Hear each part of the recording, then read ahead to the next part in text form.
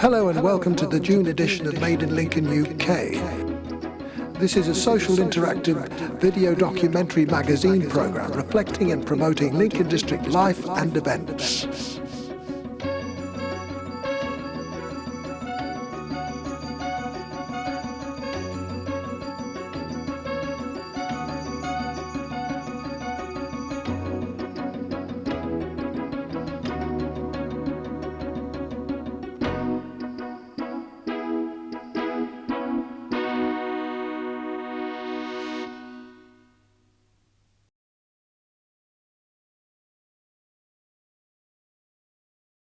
Hi, I'm Adela and I study at the University of Lincoln Creative Advertising. Hi, I'm Ben and I also study at the University of Lincoln and do creative advertising. This piece of work is different to the other pieces in the sense that it's not in like a gridded formation, but I was kind of experimenting at first, but I thought it looked well, like it looked good with the jellyfish, as I thought in real life they're quite like free and loose. The gallery is titled Continuous, as all our pieces are done in one continuous line, so we don't take our pen or whatever material we're using off the page. The bottom one is again a bit different to the rest in the fact that the paint kind of drips down. And like lots of lines to like repeat or change and see how the images develop as they go on. And mine are far more controlled and trying to use like as few lines as possible. So it's really nice to see how the style can be changed. Well, the process, I start with a big black vinyl sticker, like the ones that you use on like car detailing or something like that, and place it over the glass. And then I draw my design onto the black sort of sticker, and then use like a really sharp scalpel and carve in my design and peel away the rest, and you're left with this sort of like painted on effect. In this one, well, obviously this one I really like because it is one whole like continuous line you can follow right from the bottom left all the way around, and you won't ever come to a stop until the very end. I really like that because it shows the sort of fragility of this like woman with her back turned to us. I think it's just quite nice. This one's a bit more contemporary, a bit more like minimalist, I suppose. It's more like your traditional sort of life painting, but I like it because you can still like make out what it is, but it's using the bare minimum, like the smallest amount of tools or the smallest amount of lines that you can to make up an image.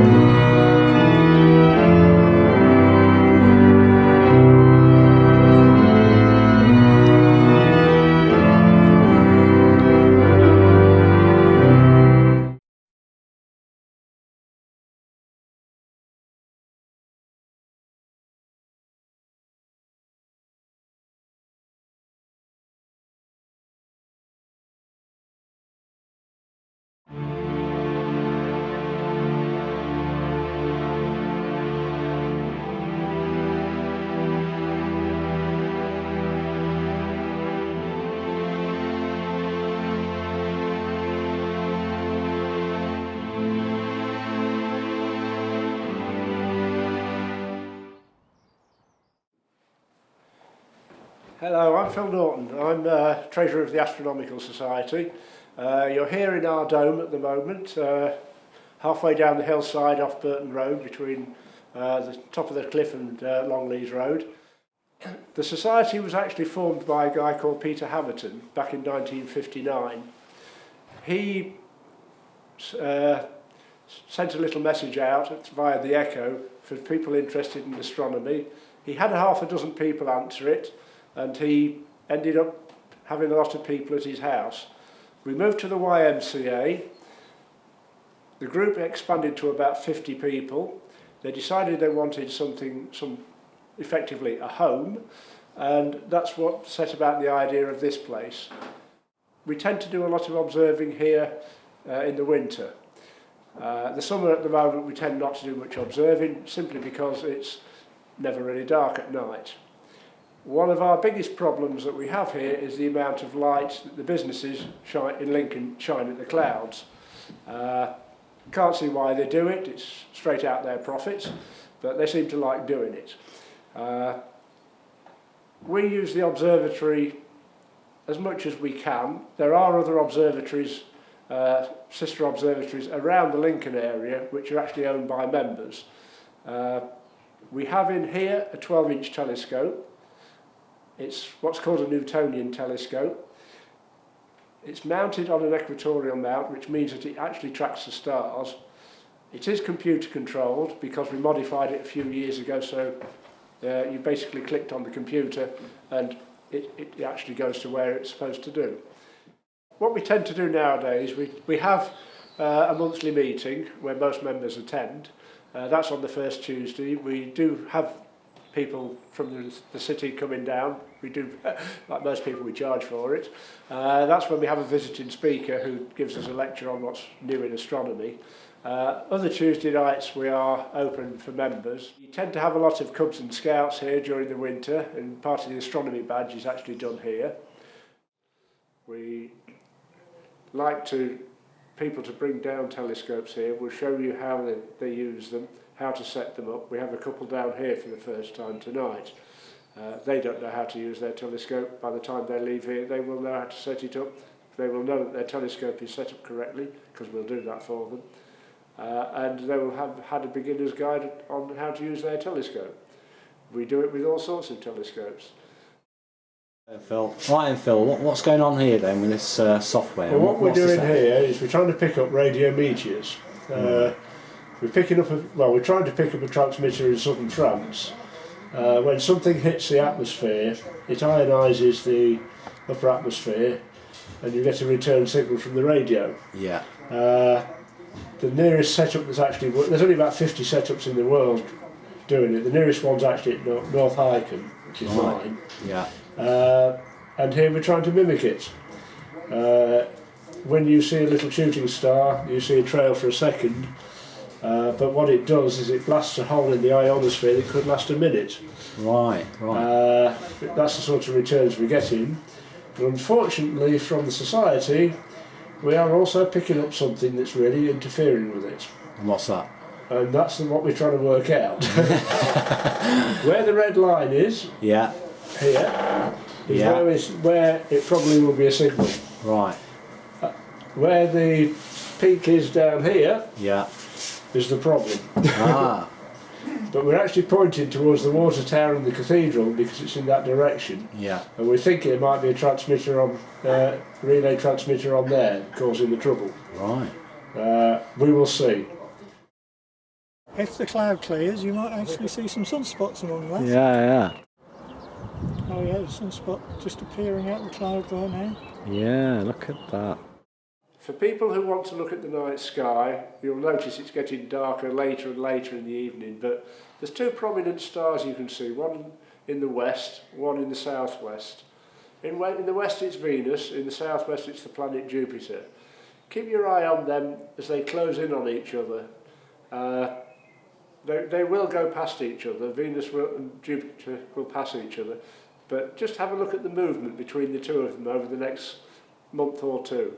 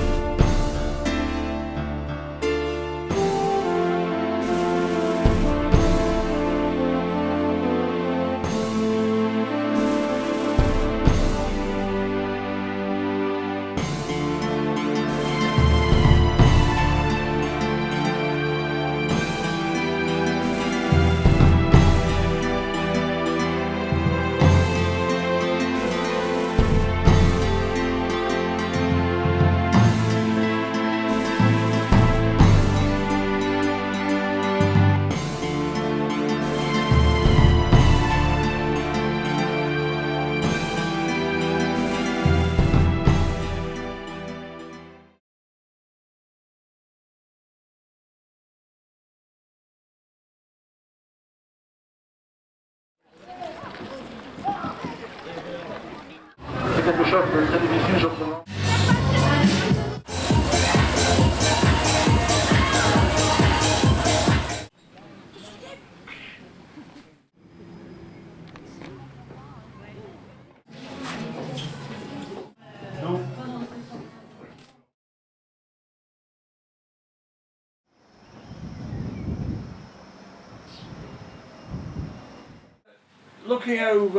Looking over a sort of 50-year period, well, 45 years I've been in the shop, I seem to notice that the trades like cobblers, butchers, watchmakers, sort of people who were bespoke tailors, and all that type of trade, sweet shops if you like, traditional type of grocers shops, and all that type of thing have gone.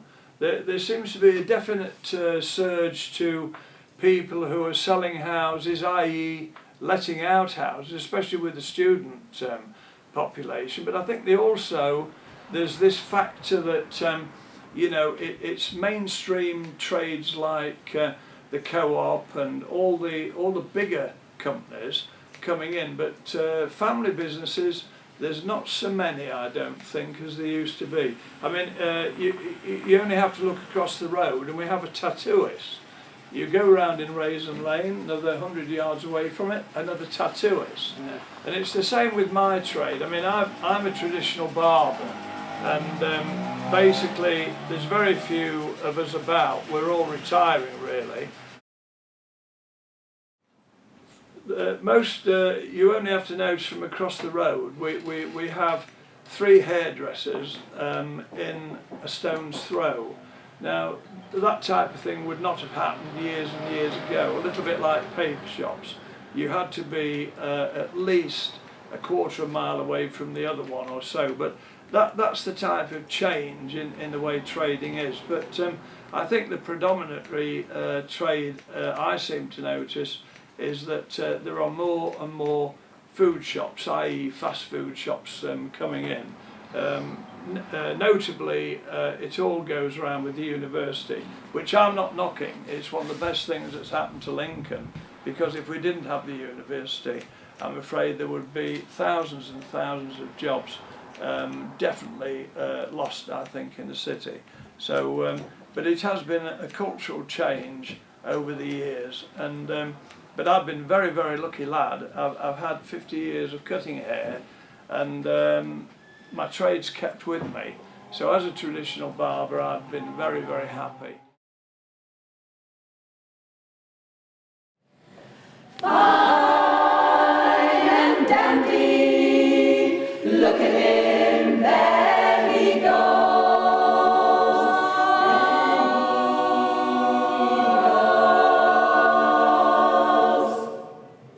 Ain't he sweet, see coming down the street. Now I ask you very confidentially, ain't he sweet? Oh, ain't he nice? Look him over once or twice. Oh yeah, now I ask you very confidentially, ain't he nice? Just cast an eye in his direction. Oh me, oh my, in that perfection. What hardy I repeat. Don't you think he's kind of neat? Now I ask you very confidentially, ain't he sweet? Cast an eye in his direction.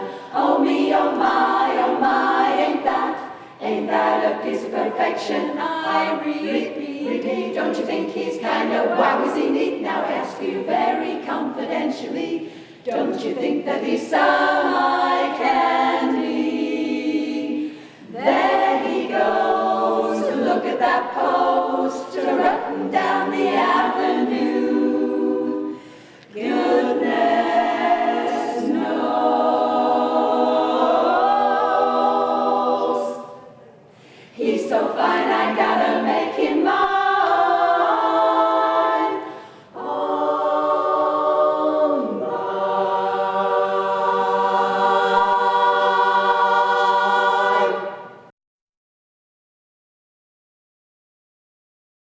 Well, there we go, that wraps it up for this edition. Now remember, this is your video platform. If you have any ideas or topics or issues that you feel would be of interest to the people throughout the Lincoln District, then get in touch with me and I'll put it in the big picture.